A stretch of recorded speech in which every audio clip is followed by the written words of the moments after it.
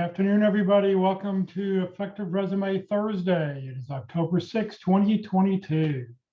Please note this event is being recorded and is currently live on Facebook.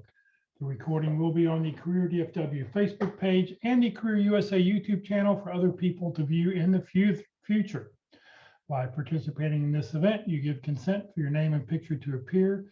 Please note that any comments you put in the Zoom chat window will not appear in the recording.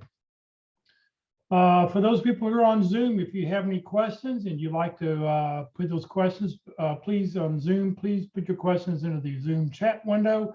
For those watching on Facebook, thank you for joining us. Please put your comments or questions into the comment field. I am monitoring both feeds. We'll be sure to get those questions answered for you. Also, if you'd like to network with everybody else who's on the call today, please put in your contact information, and then you can reach out to them on LinkedIn, let them know you saw them here on Effective Resume Thursday, and that way you can expand your connections.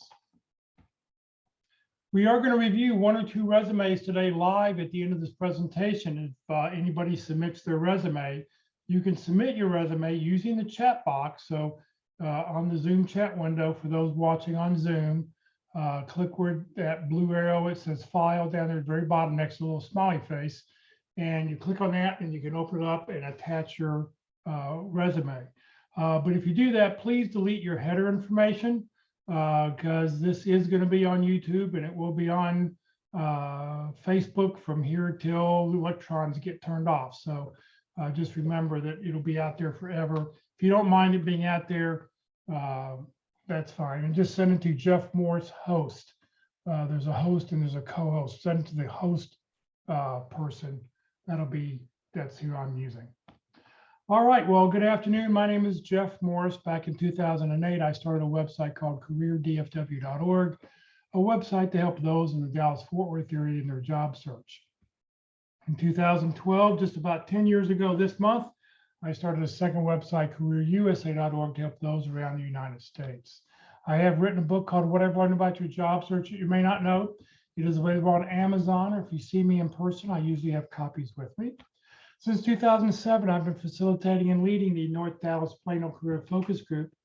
The group's been around since the late 1990s. I took it over in 2007, and I'll tell you about our upcoming program we have scheduled for tomorrow morning at the end of this session. And since 2017, I've been a member of the practice interview team, also known as the Dallas Pick Crew. Remember, your resume and your LinkedIn profile is not going to get you a job. What it gets you is a phone call. How well you practice your interviewing skills, that's what's going to get you your next job. So if you want more information, go to dallaspickcrew.com and you can sign up for more information. I'll tell you how to do that there. Okay, our agenda today. In fact, let me switch to a different presentation here.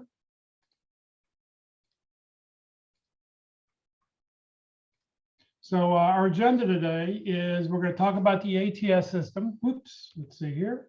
We'll then go to, we'll talk a little bit about the one-page bio. We'll talk about a master resume. We'll talk about the key components of a resume.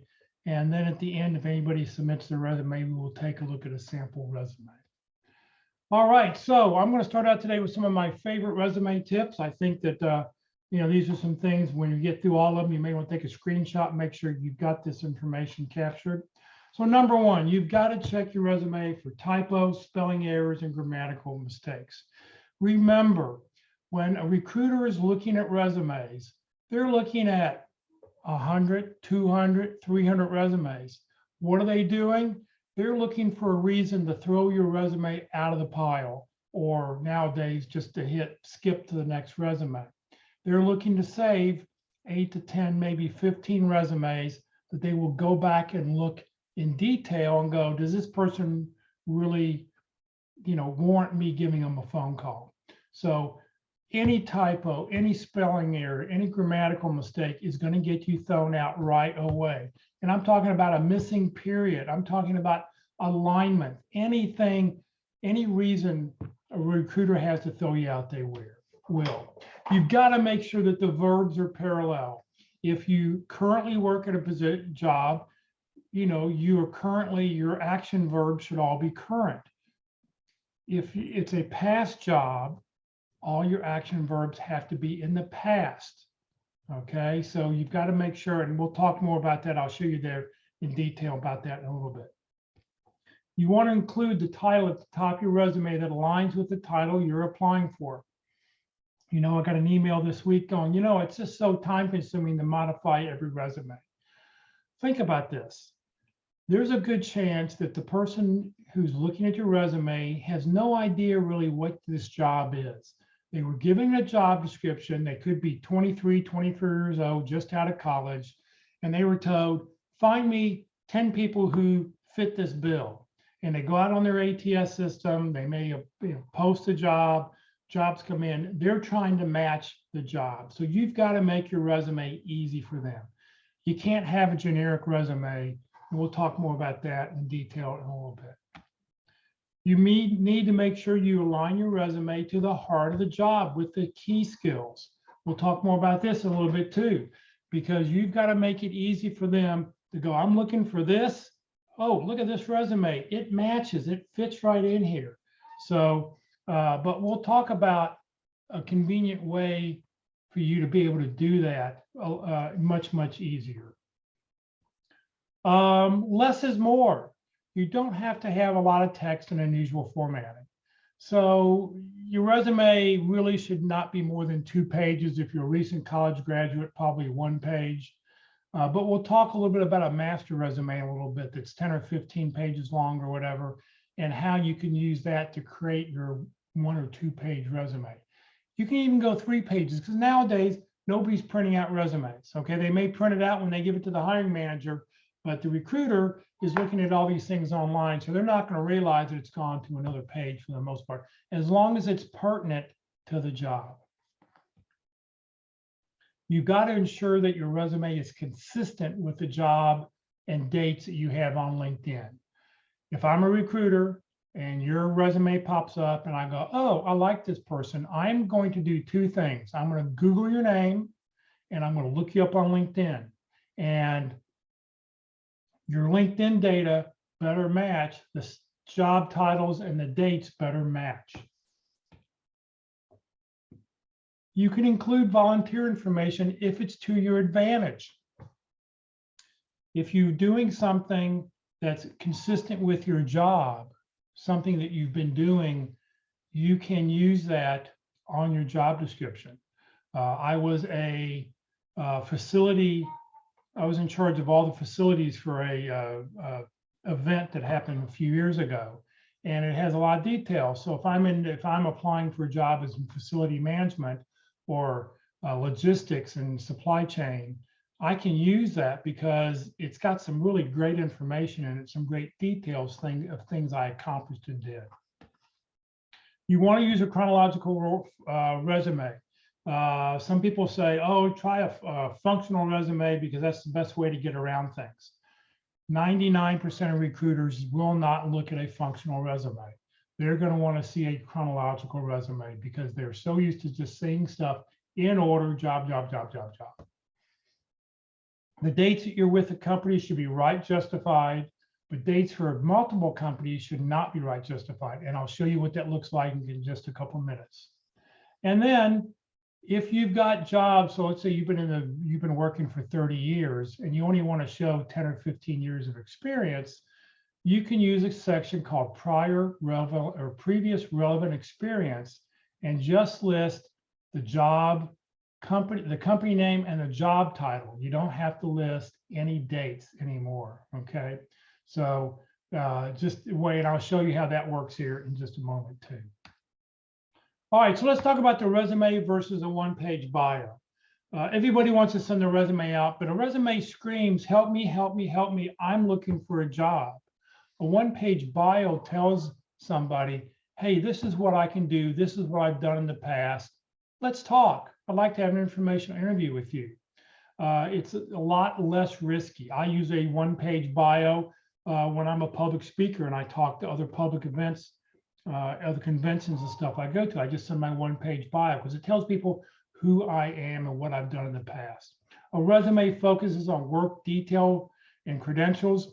A bio focuses on major accomplishments and expertise. What are you an expert at?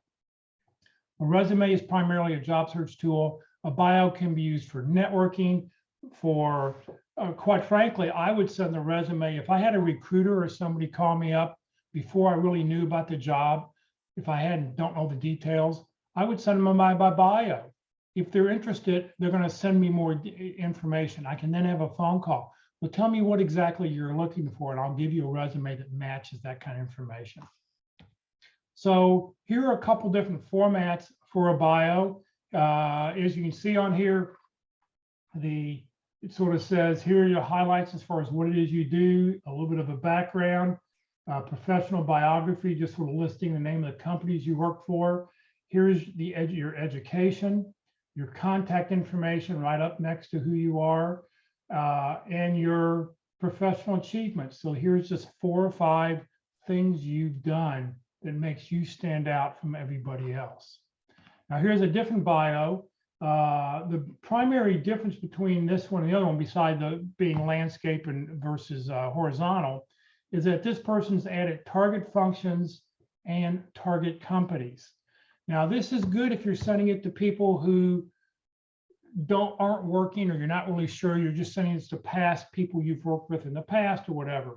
But you got to be careful, because if you send this to somebody at a company, and let's say you're sending this to somebody who works at Coca-Cola, they're going to look at this and go, oh, you know what? You don't even have us as listed as a target company. Why are you even approaching me if I'm not a target company? And you'll go, oops, that's a mistake. I shouldn't have done that. You're right. Also, make sure if you're going to send this to somebody, make sure if you're sending this to somebody who works at AT&T, move AT&T to the top of the list. That way it shows that that's the company that you're looking for. So you've got to be careful if you do it this way. Let me put a couple, I'm going to put a couple bios I'm going to put these sample bios in the chat window here. Give me just a second to go do that. And you can download it out of the chat window. Let's see here. Here's one bio.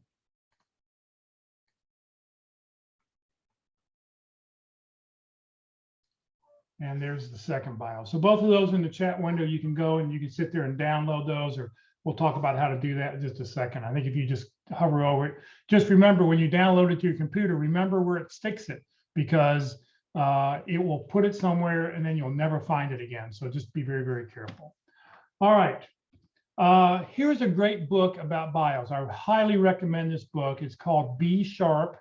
It's the 2nd edition if you're interested. It's by Minna Brown and Paula Asanoff.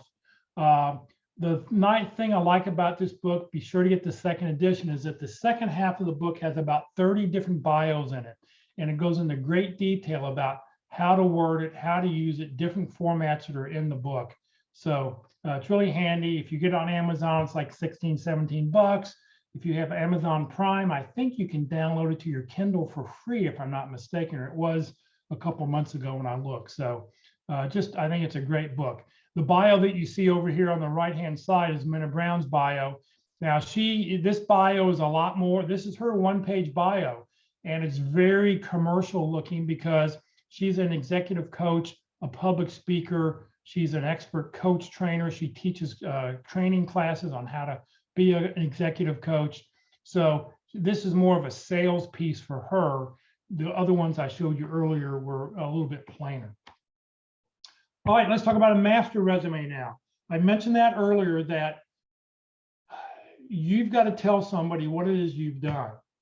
The easiest way, I think, to do that is if you go and spend a couple hours and take everything you've ever done and put it on one big document, 10 pages, 15, 20 pages long, whatever done. Everything you've done since college, and include any college co-ops if they're important and pertinent to what it is you do. And you put in addresses and the manager's names and 8 or 10 accomplishments at each job that you did. And you list all the details. That way, when you see a job description, you take that master resume, you save it as whatever your naming convention is, save it as, and then you eliminate everything that's not in the job description. I know everybody here has done a lot of really great things, but if they don't ask for it in the job description, you don't have to put it in your resume because you want them to call you on the phone. Because if they don't see that match between the job description and the resume, they're not going to call you. They're going to move on to somebody else. So that's why it's very, very important. So once you put this document together, you don't have to think about, I think I did, I did that back whenever. And, this way it's already put together. I mean, I have a folder of resumes from when I graduated college in 1980. And I've kept a copy of all my resumes. Well, I now have it on a master document that I can then go back and get rid of anything that's not important for a future job. All right, so the characteristics of a good resume. The goal is to make it easy for the ATS system and screeners to determine if you're a good match for the job. That's all it is. Like I said, your resume and your LinkedIn profile, they don't get you a job, they only get you a phone call. How are they going to get you a phone call? It's going to depend on a couple things. Number one, you've got to consider the formatting, and we're going to talk about that in just a little bit. Number two, we're going to talk about overall length. I've already mentioned 1 page if you're a recent college graduate, 2 to 3, 1 to 2 if you've got some experience, and maybe 3 pages if it's pertinent to the job description. Now, if you're applying for a federal job or an education job, they usually want to see all 10 or 15 pages. If you've got your master resume, it's already done. You don't have to think about it. So here's one of the options. Then the third thing is the number of years that you're going to show on a resume. I've already sort of talked about it briefly here at the beginning. Is you've got a couple of options. So option A is to show everything you've ever done. So that could be multiple pages, especially, but you can eliminate some of the bullet points if they're not pertinent. The second option is you show only the most recent 10 to 15 years. Now, if you've been working 20, 25, 30 years, you're going to make the decision, where do I cut that off at? Then the third thing is to show show details on the most recent 10 to 15 years, and then a section called prior relevant experience. Well, I've already told you my answer. I think that's the option. I think that's what you should be using, because that way, and here's the reason for that.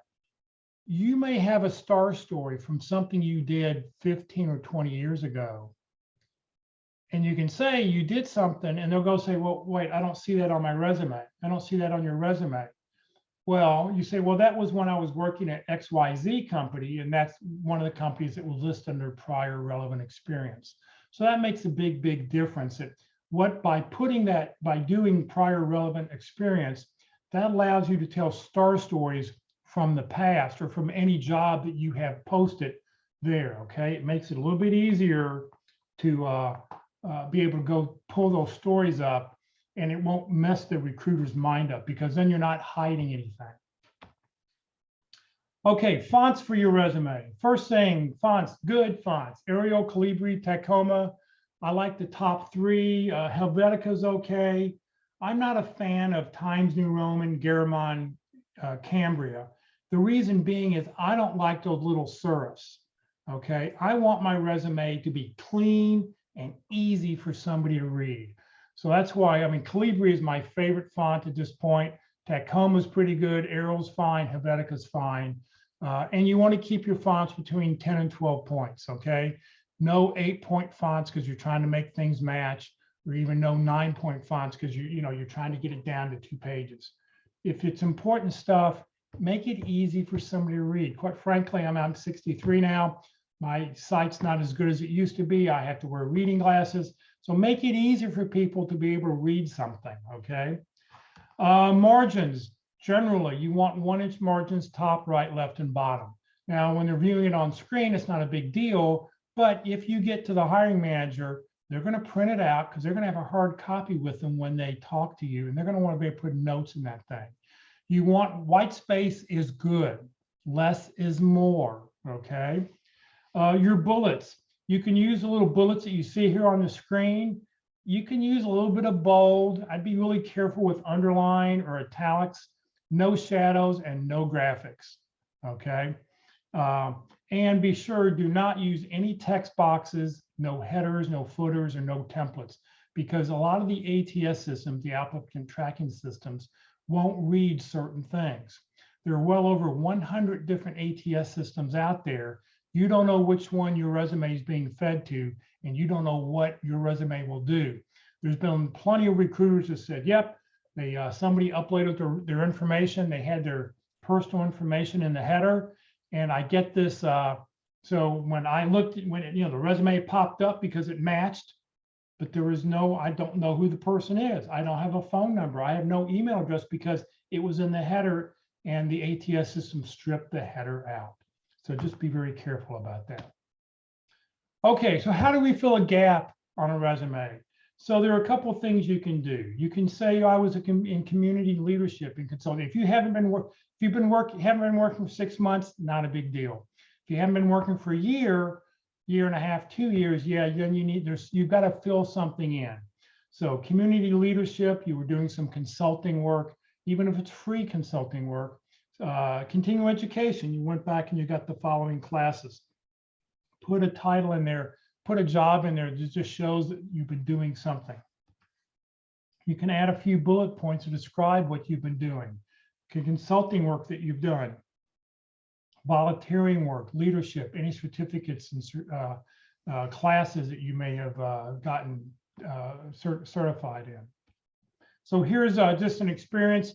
This is on our sample resume. You'll get a copy of this. I'll put this in the chat window in just a moment. So in this case, this person, 2019 to present, served as a panelist and a coach for the Dallas practice interview team to help job seekers with their interview skills.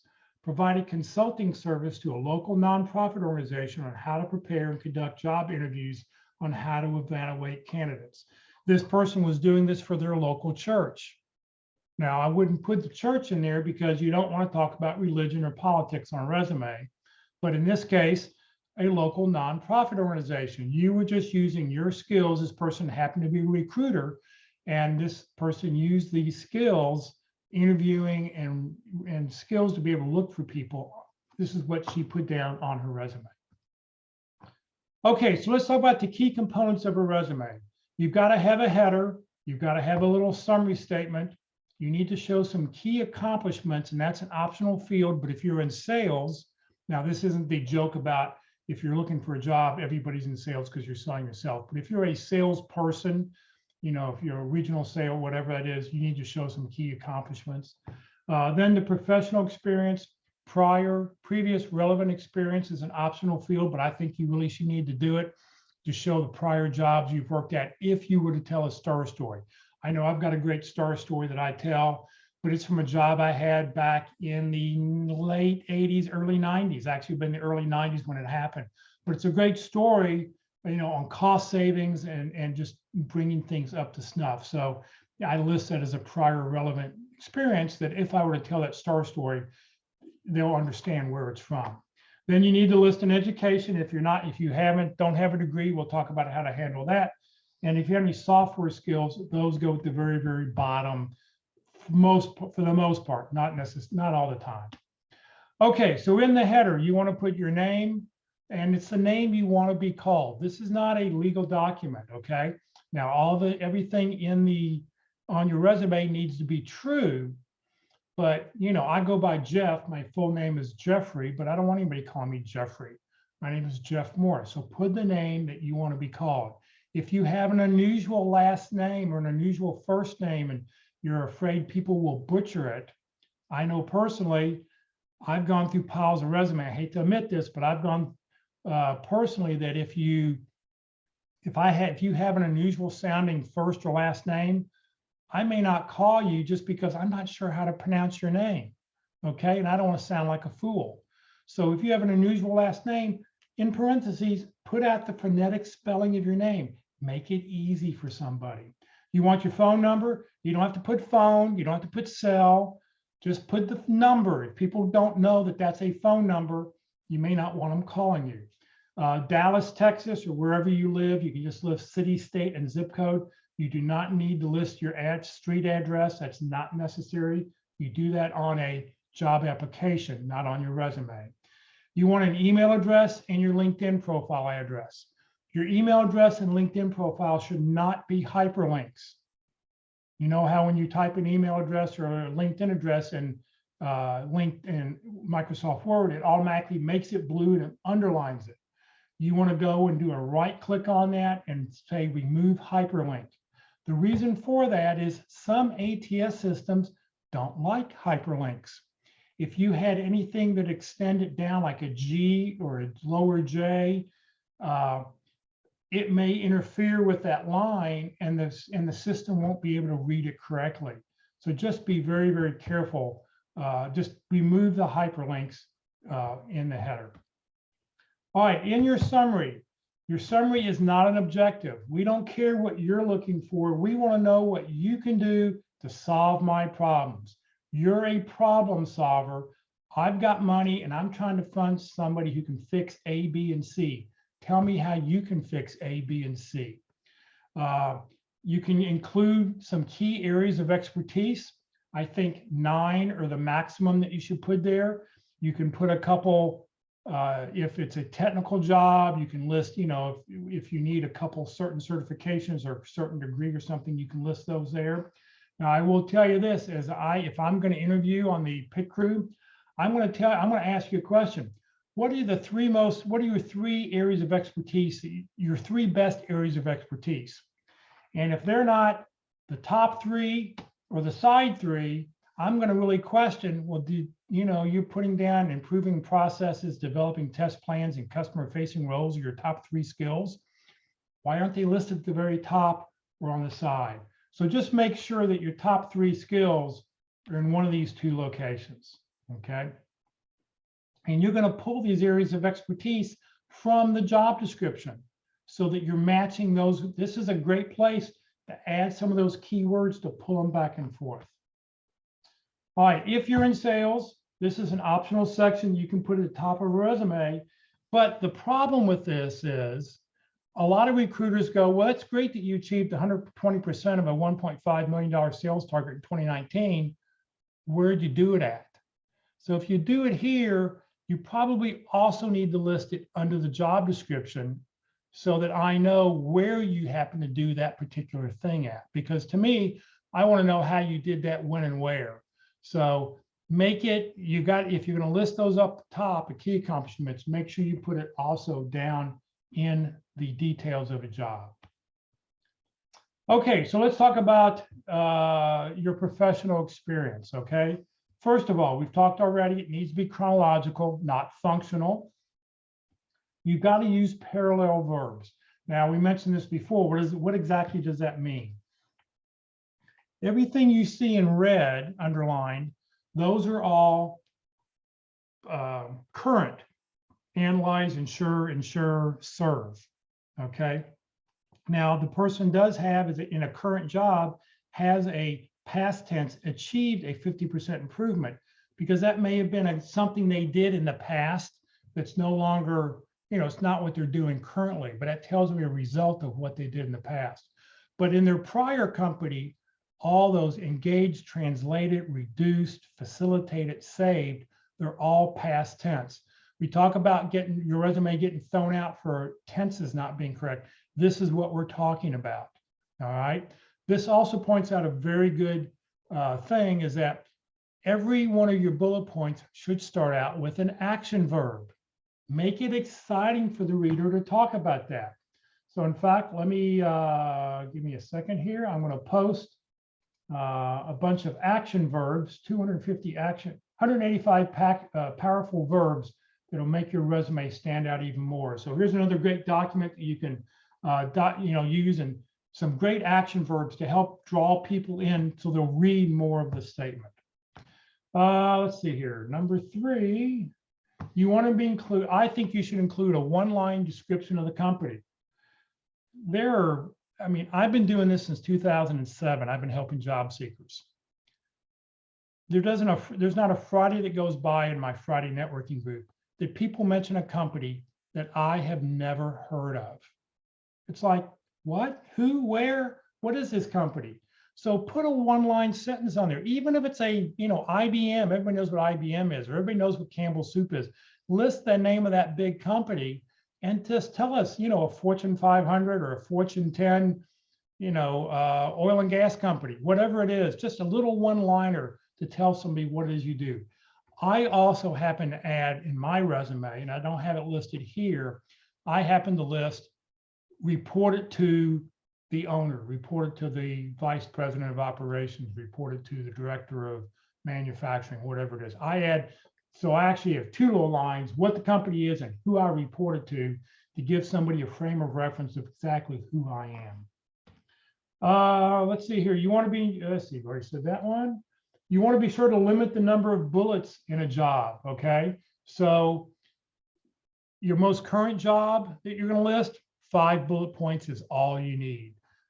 The next job down, maybe 4. The next one after that, 2 or 3. The farther back you go, the least number of bullet points. But your bullet points have to be relevant to what's in the job description. Very important. And most importantly, you've got to focus on results. Results sell. Don't make your resume look like a job description. Well, this is what that person was supposed to do. Tell me, this is what I did. This is what I did, and these are the results that I got from that. Results will sell you in. Remember, you're a problem solver. I need to hire somebody to fix a problem. I want to see that you've fixed those problems in the past, or you've done this in the past, being I need to increase sales. I need to fix a problem on an IC board, whatever it is. Let me, tell me what it is you've done and show me those results. Professional experience, as we said, 5 to 6 bullet points for job. Bullet points need to focus on results, and they should not read like a job description. We've already talked about those things there. All right, so one of the great things that one of the prior people who's done this before taught me this game. It's called the so what game. What you want to do is every bullet point you have on your resume, after you read it out loud and say, so what? And if you don't know what the so what is, what the result is, you need to think about, well, so what?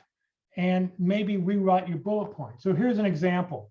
The original text was guide at the next phase of brand evolution for a multimedia artist and managed film production and publishing. The question was, well, so what? Well, this increased the business opportunities, which led to 10 new commissions for my client. So they rewrote the bullet point to say increased business opportunities, started out with an action verb, increased business opportunities, including 10 new commissions for my client based on developing a full and social media and PR strategy. All right. So they gave the bullet point and gave it a result that they got 10 new commissions out of it. All right. This gives some substance as far as what it is, what you're doing. All right. So how do you handle multiple roles at one company? I see Robert saying, can you post a full resume that we can see what the structure looks like? Yes, I will post this resume into the chat here in just a moment, but I want to get through everything here first. I want you to sort of watch what I'm talking about, and then we'll get to let everybody see it, okay? So if you have multiple roles at one company, as we mentioned before, you put the date at that company justified right, okay? So you want that so that covers all the different jobs you had. If you worked at a company for 15 or 20 years and you have 8 or 10 jobs there, it's going to cover everything you've done. Then every job you had at that company, you list those job titles, and then you put in parentheses what the job is or what the dates were for that job. If you were to list all those jobs justified right, I would think you're a job hopper. But no, you stayed at the same company for 15 years. You had 6 different jobs. I stayed at one company for 13 years and had 1, 2, 3, 4, 5, 6 different jobs there, okay, over those 13 years. And it shows a progression of moving up the ladder. So that's why, if I left it and put everything justified right, I would look like a job hopper. What happens if your company changes names? All right. So you have a couple options here. The first option is you give the current name of the company followed by the old name. XYZ Company, formerly ABC Incorporated. You can give the old company name first with the possibility of the date of the merger or an acquisition. ABC Company acquired by XYZ Company in 2008. There was a person on the call a couple of years ago. He worked for name of a company. I've never heard of that company before. Well, it used to be Company B, and originally it was Campbell Soup. And I went, well, I would list Campbell's soup first because we all know what Campbell's soup is. We all love a nice hot cup of soup in the wintertime, especially when if it gets really cold. So list Campbell's soup and then put acquired by XYZ Corporation in whatever the date is, because that's the more famous name.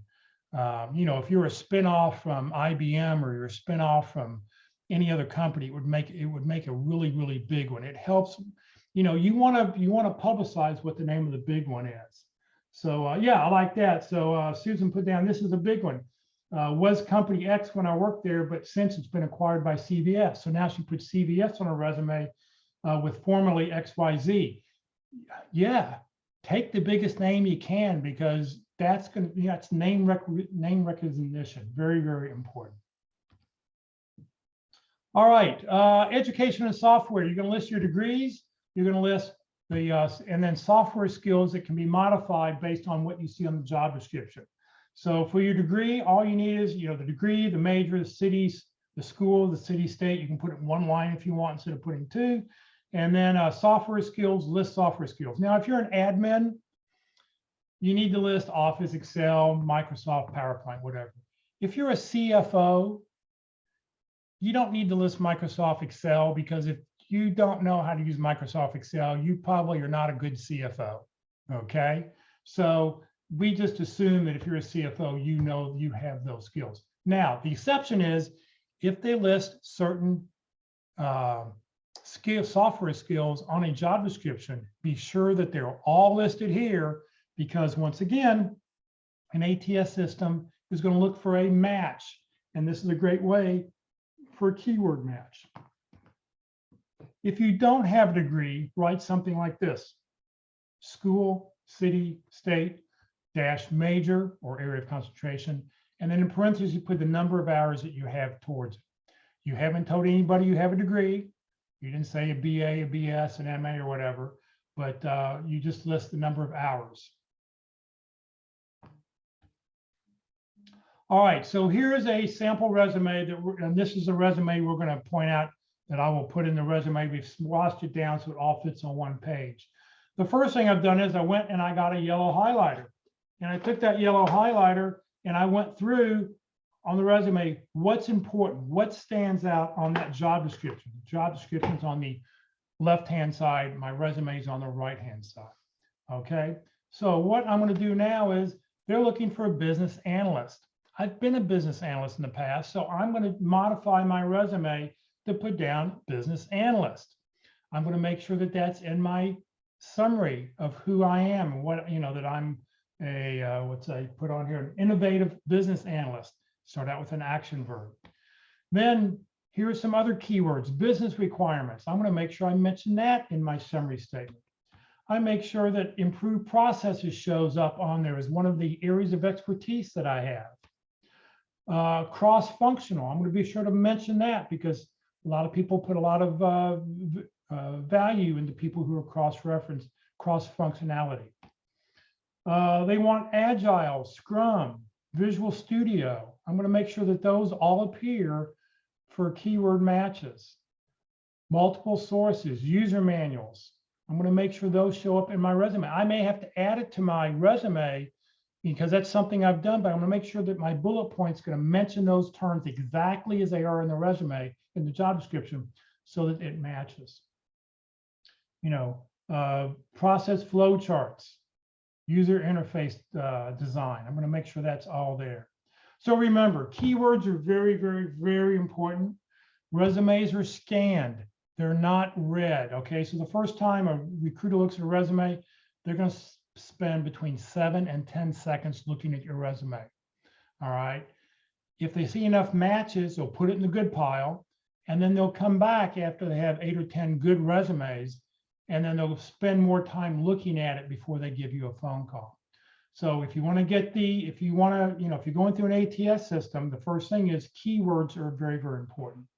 Remember, a resume will not get you a job, it only gets you a phone call. It's the first step in the interviewing process. It's the first step. So you've got to practice your interviewing skills. If you haven't done it, join us for interview Wednesdays. Every Wednesday at 1 o'clock, we talk about interview skills. And you never know why they're going to call you, why they called you. Ask them, hey, thank you very much for calling you. I really appreciate it. I'm really excited about working for company XYZ. Hey, can you tell me what was it about my resume or what was it on my LinkedIn profile that made you pick up the phone and call me? Now you know what the most important thing is to them that they want to talk about. Okay. There's a chance that it's something on the second page of your resume, one little word down there in the second page, and that's what's important to them. And you don't even know that unless you ask that question. Okay. So when they call you up, that's the really, really important thing. All right, let me put a copy of the resume into the chat window here.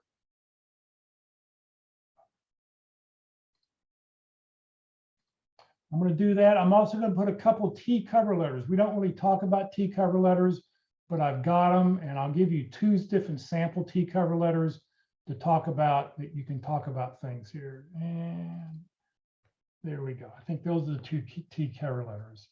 All right. So what I want to do now is, let's see here. I'm going to look at some questions. Let's see. Rob says, Jeff, you mentioned a while back that you could enter a job you would like to have and just put your phone number for the company. I have a question. All right, Rob, what's your question about phone numbers and stuff? You want to unmute your mic, you're welcome to ask away. Can you hear me now? Yes, I can. Do you remember mentioning this like a while back, saying that if there was like a job that you wanted and you didn't have, or you had like a gap in your employment, there was a job that you wanted, you could put a company that you wanted to work for, that you weren't working there yet, but you wanted to, and then for the company name, just put your phone number. No, okay, it's a little bit different. So no, so that would be if on your link, so now we're talking about LinkedIn. This is not that on your resume. On LinkedIn, if you're, what you should do for a current job is you list a couple job titles. Right now, if everybody here is unemployed, if you're unemployed, you don't have a current job. Okay. Put down one or two job titles of what the job title is that you want to do. Then in the company name, you put your phone number and email address, and then you list 2 or 3 bullet points about successes, what it is you can do. And the very last thing on there is, open to new opportunities. Please feel free to reach out to me. Okay, my question is still the same. Wouldn't a hiring manager or recruiter view that as somewhat deceptive, saying that you have this when you really don't? Well, you're not lying about it. I mean, what do you mean? You're not, when you put down a current job. So we're talking about a current job, and you don't put this on your resume. This is on your LinkedIn profile. Yeah. On your LinkedIn profile, all you're saying is that you're looking for a new opportunity. You're not saying that you work for a company. You don't list any company names. All you're doing is you're saying that, I'm a production manager, director of operations, manufacturing manager. The name of my company is txjmorr@yahoo.com, 214-543-0555. And then here are 3 or 4 bullet points of successes I've had in the past. How can I help you? Feel free to reach out to me looking for new opportunities. You're not being deceptive. You're telling somebody, you're giving them a brief thing, what it is. On LinkedIn, if you don't have a current job, you're pushed down below everybody else who does have a current job. Yeah, I remember you saying that, but after I thought about it, I thought it seems like if you put that you do have that particular job that you want and say, here's my phone number instead of the company, that would come across to them as being borderline deceptive, or is he trying to pull a fast one, or, that kind of thing. You're saying that you're looking for a new opportunity, and you're letting people know you're looking for a new job. Now, let me say this. I didn't read my disclaimer at the beginning of everything we do. I told you the disclaimer about this will be on Facebook and YouTube. My disclaimer is, do what you feel comfortable with. I'm not the gospel. There are 100 other opinions out there that you can get. And you show your resume to 100 people, you're going to get 100 different responses. Nope, that doesn't look right. No, you should do this. No, you should do that. Yeah. I'm giving you what I think will work, what I know will work and has worked for other people. You have to do what you feel comfortable with. That's the important thing. Okay, that's all I needed clarification on. All right, thank you, right. sir. All right, let's see here. Let's take a look at a resume, and it looks like we've got one here. Let me see here. Let me download. Let me get it saved here. And give me just a second, and we will see if I can go find it.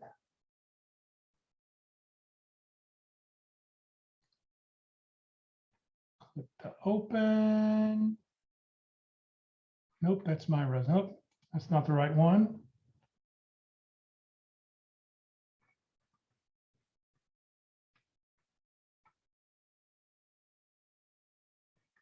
Give me a second here. Oh, here we go. Back to.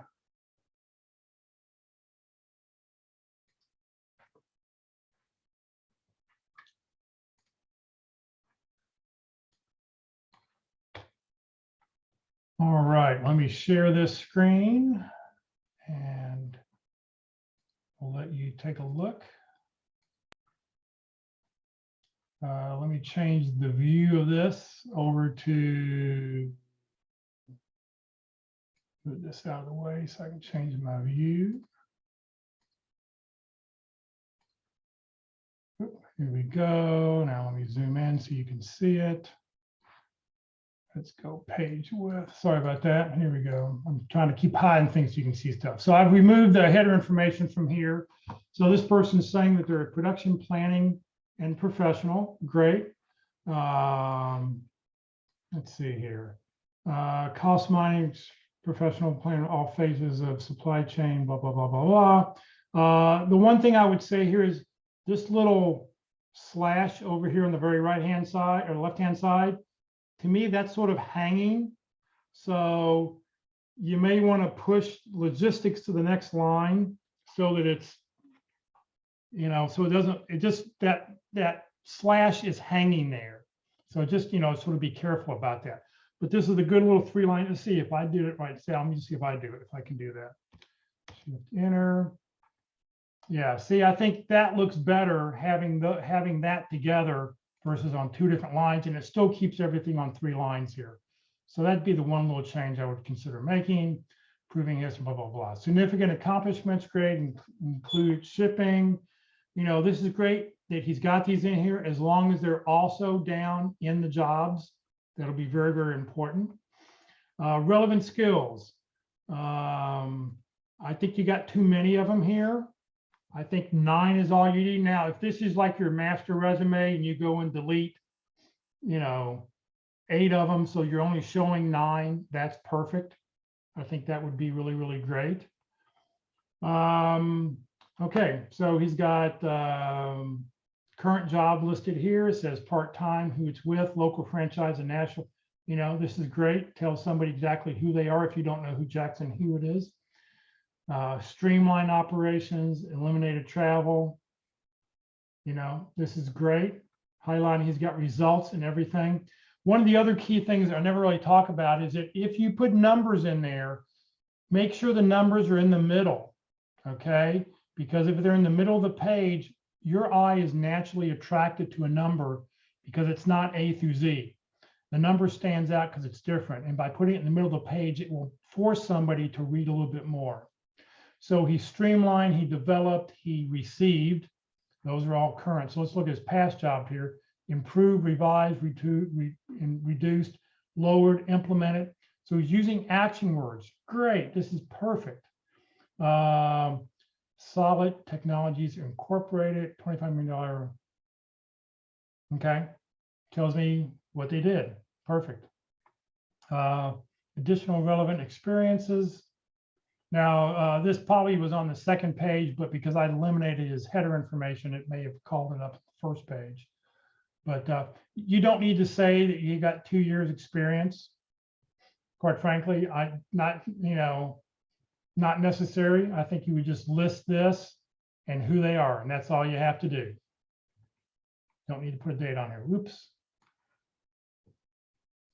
You don't need to put page 2 of 2, unnecessary. You don't need to put additional relevant because this would all sort of appear underneath what this is. I'm messing up his formatting just because of the what I've been eliminating. Like I said, you don't need to list the 4 years things. That's not necessary. Just list what it is you did.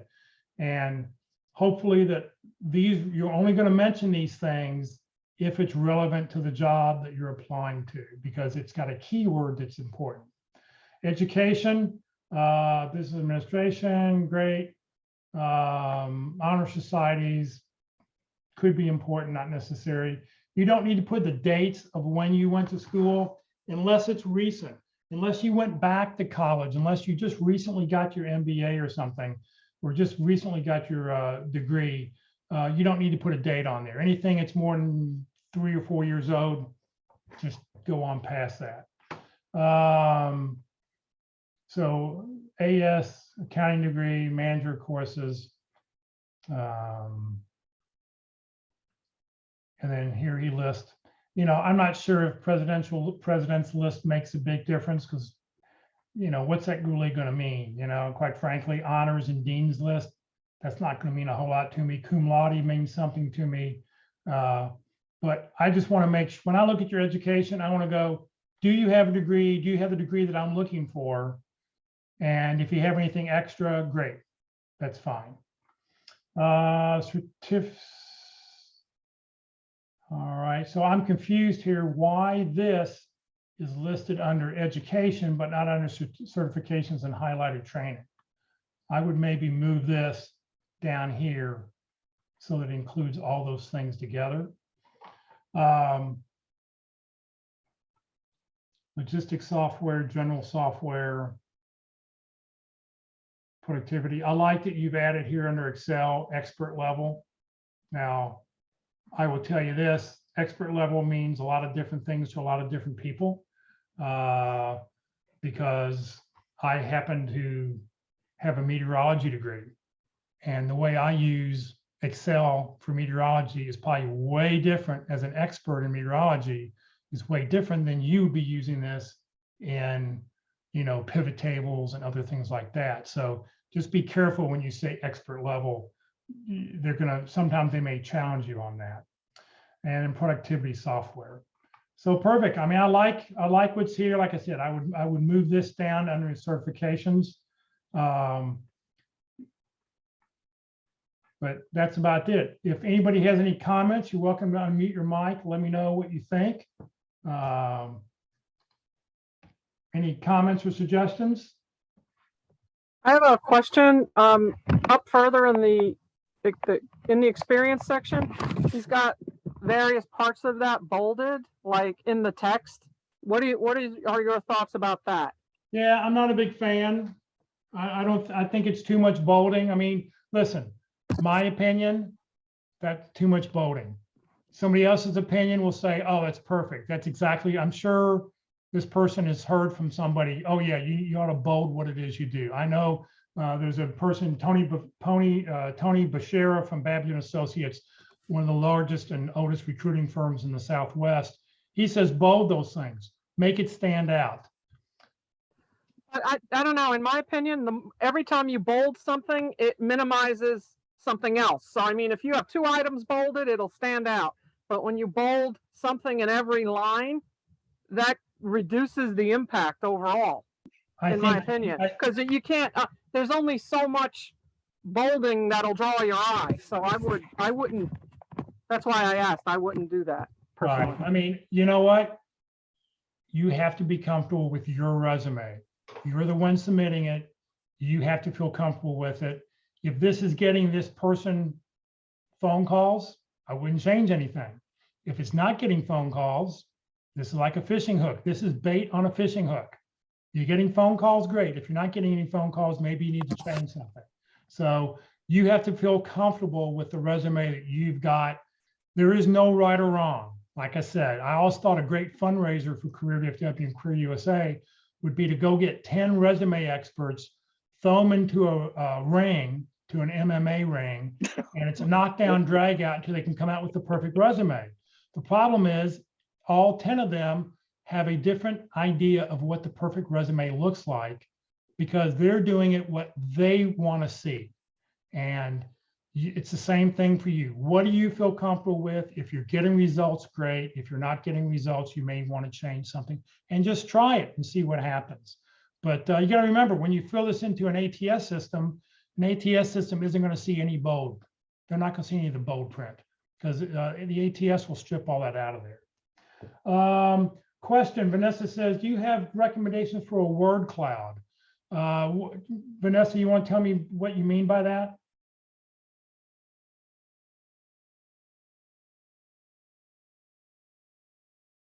Unmute. Yes, sir. I'm looking for the software where you can scan in a job description and it immediately tells you what what they're really looking for. Okay. I think you have it on your banner on your my banner is that's something from a resume that I had probably 15 years ago, and that particular word cloud is no longer viable because it used a software program that was very vulnerable to people who were hacking into your computer. So you can't even do that anymore. I would just go to Google and type in word cloud. Okay, got it. I know there are a couple of programs out there that do it. Not as pretty as the one I have on my LinkedIn profile, but it will do that. There's another website out there. In fact, let me stop sharing here for a second. There is another site out there called jobscan.co. It is .co, not .com, where you can do 5 of them a month. So be very careful. You load the job description on one side, you load your resume on the other side, hit go, and it will tell you how much of a match you are to that job description. Now remember, don't include the entire job description because you don't want to include 401k, equal opportunity, all those things at the very bottom, because that's not going to be on your resume. Okay, so just be sure to include the top part of the job description and then your full resume if it's asking for matching education and software skills, and that'll tell you. You can do 5 a month apparently. If you clear your cache on your computer, if you know how to clear your cookies, I think you can get 5 more. But it's a great way to match. You're never going to hit 100%. You're never going to hit 90%. I say if you go 75 to 80%, you're doing really, really well. Okay. Some people say if I match, there's somebody else out there who says if you match 50% of a job description, apply for the job. Because the reason is that you never know if that job description is something they pulled off the shelf to just fill a slot, and they'll modify what it is you need to do.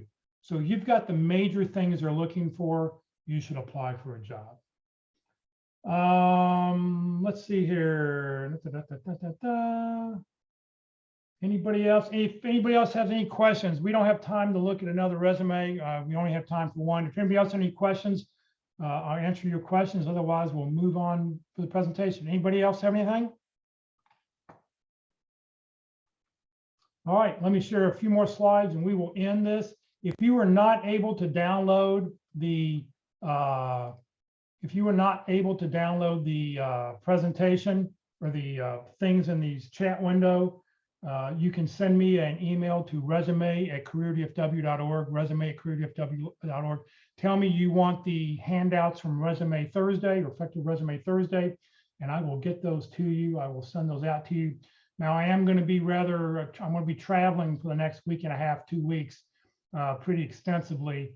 So hopefully I'll get them. If you send me an email, hopefully I'll get it. But if it's delayed a little while, that's the reason. If you get it to me, if you email me today, I should get it out tonight before I leave. Well, by 5 o'clock today. But if not, it could be a week and a half before I get back to really looking at emails again. All right. Career FW and Career USA, we're putting on training 4 days a week. Tomorrow morning at the North Dallas Plano Career Focus Group, we will talk about open forum. We will talk about whatever it is you would like to talk about your job search. We are meeting in person again, so if you'd like to join us in person, or you can join us online, and we will answer whatever questions you have. You can offer your suggestions, opinions, anything career related. That's what it talks about. Just no religion, no politics. This session has been recorded. It will be uploaded to the Career USA YouTube channel. on the Career USA YouTube channel, click on playlist, and then look under effective resumes. We have over 400 videos there. So if you don't do this, you're just going to see all these different videos on there. But if you click playlist, we have 7 different playlists that I upload videos to. You'll find those listed there. And if you click view full playlist, up will come a list of all the different dates and topics and who talked. And you can go back and find any one of these presentations. This will take probably 2 hours before it will be uploaded. If you're not receiving emails about our workshops and you'd like to join the Career USA mailing list, just send an email to Career USA, the + subscribe at groups.io. The nice thing is, I am the only one who controls it. Nobody else can send out emails, so you'll never be spammed. But you will get on a daily basis the topic of the day, the title of the day, and most importantly, the Zoom link of the day. That way you can grab your lunch, your afternoon snack, your cup of coffee and donut in the morning, whatever, and you can join us online by just opening up the email. Please remember, Career FW, we're a 501c3 nonprofit organization. We have no full or part-time employees. Everything I've done over the last 14 years has been to help you land your next great opportunity. So please consider when you land that job, making a donation, help us to continue to provide the services that we're providing. So thank you very much for joining us today, everybody. Have a great Thursday afternoon, and we hope to see you tomorrow morning.